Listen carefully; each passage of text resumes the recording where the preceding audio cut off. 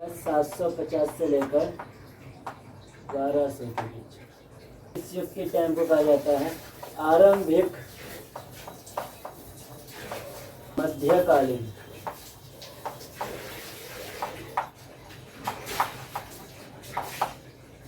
ठीक है, तब तक हम प्रारंभिक इतिहास पढ़ रहे थे, जितना भी अभी तक हमने पढ़ा। अब आ रहे हैं मध्यकालीन। ठीक है,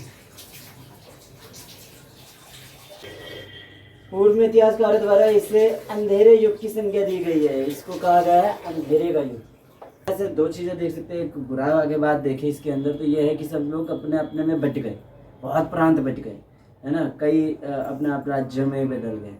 ठीक है, लेकिन कई चीज़ें ये भी हुआ कि इनका इतने ज़्यादा संस्कृति आई जिसके कारण इनके जो साहित्य कला और संस्कृति है ना, उसमें काफ़ी ज़्यादा विकास है। ये दूसरी तरीके से देखो, तरीके से कई लोग इसे, कई इतिहासकार इसे अंधेरे का युग कहते हैं, तो कई कहते हैं कि ये प्रभावशाली युग है।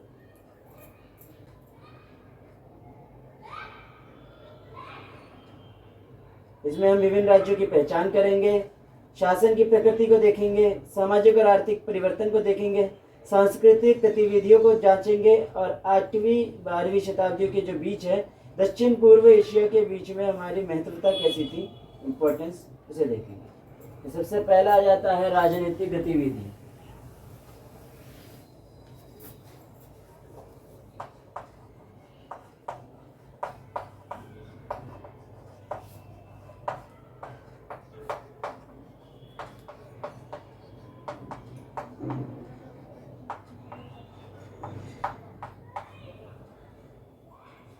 अगर हम इस हिसाब से देखें कि 750 से 1000 और 1000 से 1200, इसे दो हिस्सों में अगर बांटें और फिर पढ़ने की कोशिश करें तो ये देखेंगे जो प्रथम चरण है जो 750 से 1000 है, इसमें जो है राजनीतिक शक्तियों का उदय हुआ था।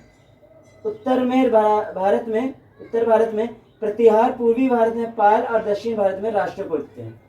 तो अगर इंडिया को अगर देखा जाता है तो ये आपका आ जाता है, जिसमें आपका दिखेगा पाल, राष्ट्रकूट आ जाते हैं, आपको दिख जाता है प्रतिहार।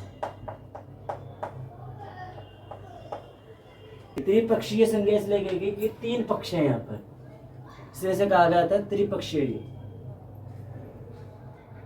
इसके परिणाम स्वरूप भारत में कई छोटी छोटी सत्ताओं का उदय हुआ। उदाहरण के लिए उत्तर भारत में प्रतिहार वंश के जब बंटवारा हुआ तब फलस्वरूप राजपूत वंश, चौहान, चंदेल, परमार, ये सब आए। जब ये प्रतिहार बटे तो कई लोग आए, जैसे कि चंदेल, चौहान, राजपूत, ये लोग आने लगे। जिसमें 11वीं और 12वीं शताब्दी में मोहम्मद गौरी और गजनवी, ये दोनों आए थे लूटने के लिए। गौरी का देखा जाए तो गौरी ने यहाँ तक कि यहाँ शासन करना चालू कर दिया। गजनवी का उतना है नहीं कि उन्होंने शासन किया था, वो लूटपाट करते थे और शासन नहीं कर पाए, चलेगा। लेकिन गौरी जो है उसने यहाँ तक कि शासन किया था। उसके बाद आए थे गुलाम वंश, पूरे गुलाम वंश वहीं से स्थापित होता है।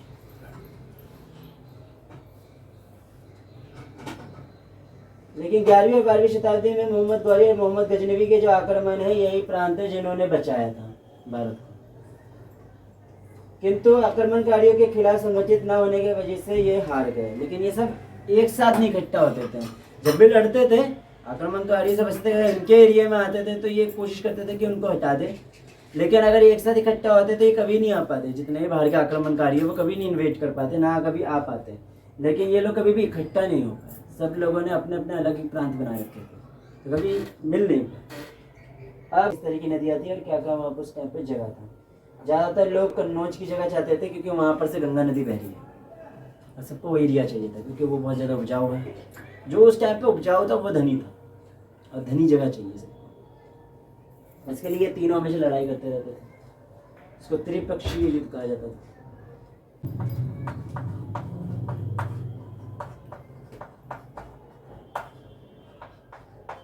स्थापना किसने की थी?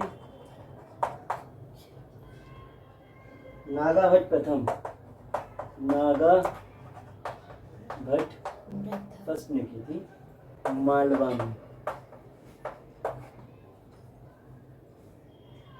वह एक राजपूत था तथा उसके उत्तराधिकारी वत्सराज ने अपने साम्राज्य को उत्तर भारत के एक हिस्से तक फैलाया। पश्चिमी उत्तर प्रदेश में कन्नौज को अपनी राजधानी बनाया। धर्मपाल के साथ संघर्ष किया। शीघ्र ही दक्षिण भारत से राष्ट्रकूट साम्राज्य भी इस संघर्ष में कूद पड़ा। पहले ये दोनों लड़ रहे थे, बाद में ये राष्ट्रकूट भी कूद पड़ा इस लड़ाई के अंदर। पाल वंश का जो है इसमें आ जाता है गोपाल, और इन्होंने की थी स्थापना पाल वंश की। पता था इस वंश को, पीछे रहे गोपाल में लास्ट में पाल लग रहा है, इसलिए इस वंश को पाल वंश कहा गया। में जो पाल वंश है वो वेस्ट में है, वेस्ट में ही आपका दिख रहा, ईस्ट में है। और ईस्ट में ही आप जानते हो कि बिहार में ही बौद्ध स्टार्ट हुआ था, बौद्ध धर्म स्टार्ट हुआ था, इसलिए ये बौद्ध धर्म को काफ़ी मानते थे। इन्होंने काफ़ी मंदिरों और काफ़ी विहारों की स्थापना करवाई थी। और इन्होंने भागलपुर बिहार में एक विक्रमशिला विश्वविद्यालय को भी बनाया। इस तरह से नालंदा विश्वविद्यालय था, वैसे तो सबसे नंबर 1 पे था, और उस टाइम पे सबसे पहला विश्वविद्यालय नालंदा विश्वविद्यालय था बिहार में।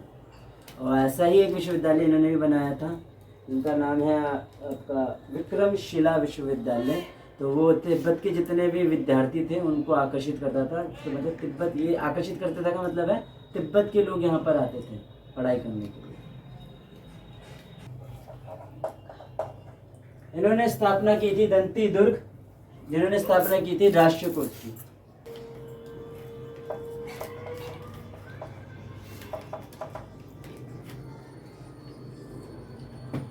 इसने कैलाश मंदिर का इन्होंने निर्माण करवाया था।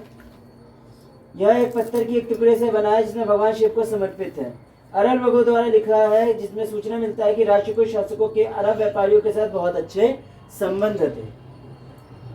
दक्षिण भारत में चोल शासकों ने एक, अब यहाँ पर ऊपर वाला तो हो गया ये 3, वैसे ही नीचे भी था। यहाँ पर दक्षिण भारत में अगर बात की जाएगी तो चोल शासकों ने एक शक्तिशाली साम्राज्य का स्थापना की। अब मैंने क्या बोला था कि 750 से 1000 की बात करेंगे पहले चरण में, और दूसरे चरण की बात करेंगे तो 1000 से 1200 की बात करेंगे। अभी उसी की बात हो रही है। तो 1000 से 1200 ईस्वी के दौरान चोल शासक आए थे, और संगम काल के दौरान वर्णित प्रतापी चोल शासक इस काल के चोल शासकों के मध्य स्पष्टता नहीं है। दक्षिण भारत में पल्लव वंशों को सिंहासन से हटाने के बाद चोल शासक सत्ता में आए थे। सबसे पहले उसके यहाँ पे जो पल्लव थे उनको उनकी जगह से हटाया गया, और उसके बाद आ गए चोल।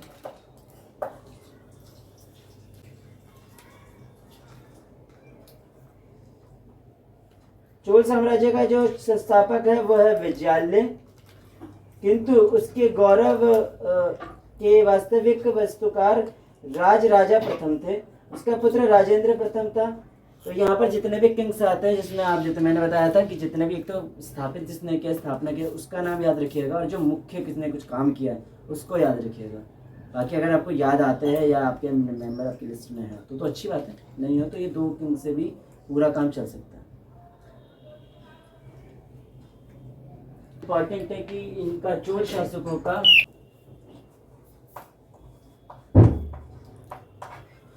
तो चोल की जो है नौसेना या फिर आप कह सकते नेवी, वो बहुत अच्छी थी, जिसके कारण उन्होंने किस को जीता। उन्होंने लक्षद्वीप को, मालदीव को, और यहाँ तक कि श्रीलंका को डिफीट किया था। ठीक है, लक्षद्वीप, मालदीव, यहाँ तक कि श्रीलंका तक को डिफीट किया था। राजा प्रथम का महानतम योगदान तंजौर स्थित प्रभु श्री शिव को समर्पित उस मंदिर को निर्माण है, जो राजा राजेश्वर व बृहदेश्वर मंदिर के नाम से जाना जाता है। के नाम से मंदिर है जिनको इनके नाम से समर्पित है, जिसमें आता है राजा राजेश्वर और बृहदेश्वर मंदिर।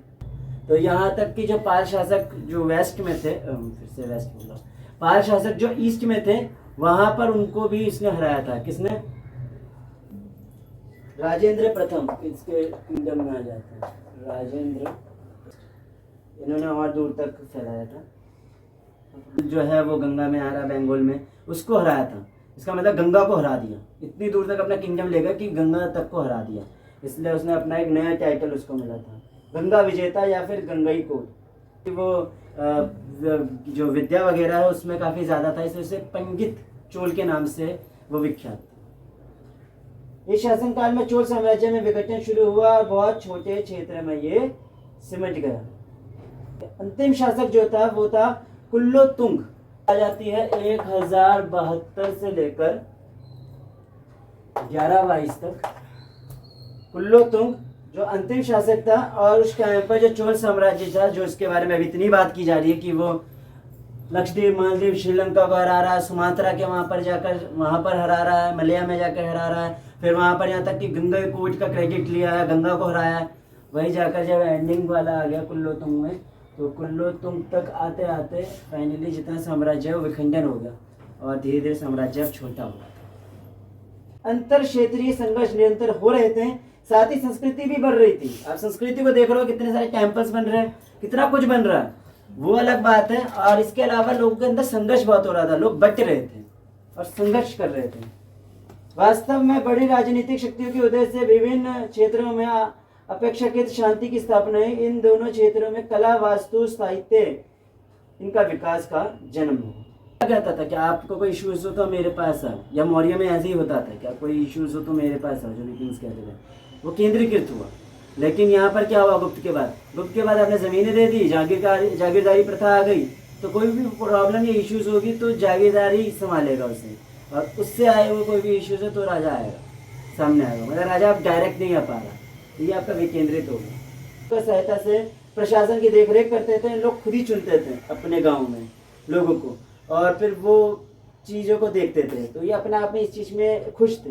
अभी देखो दो तरह का देखा जाएगा, एक आ जाएगा आपका सभा, जो ब्राह्मण देखते हैं, ब्राह्मण द्वारा आ जाएगा, उसके बाद उसका बेटा, उसके बाद उसका बेटा, ये इस तरह की जो समितियां होगी वो सभा है। पूर्व में गैर ब्राह्मण है, इसका मतलब ये वंशावृत्ति तो नहीं हो रही होगी, ऑब्वियसली वजह से चुना जा रहा है। गैर ब्राह्मण है तो इसको चुना जा रहा होगा, ब्राह्मण में वंशागुणित हो जाता है। ये वाली सभा होती है और ये वाले को उल्ट कहते हैं। इस तरह की दो समितियां होती थी चोल प्रशासन में।